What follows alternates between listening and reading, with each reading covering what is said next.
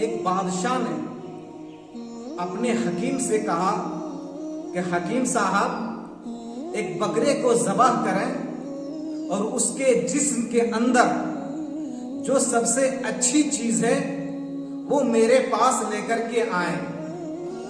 हकीम साहब गए और उस बकरे को ज़बाह किए और उसके जिस्म के अंदर से उसकी जुबान, उसका सीना बादशाह के दरबार में पेश कर दिया।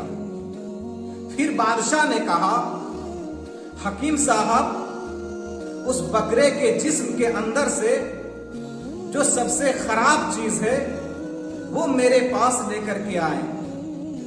वो हकीम साहब गए, फिर वही जुबान, फिर उसका दिल बादशाह के दरबार में पेश कर दिया।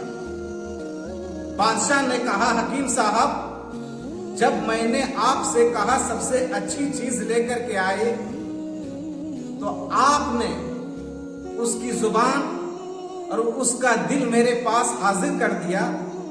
फिर मैंने जब कहा कि सबसे खराब चीज पेश करो तो फिर आपने उसी चीज को पेश कर दिया। मुझे बात समझ में नहीं आई।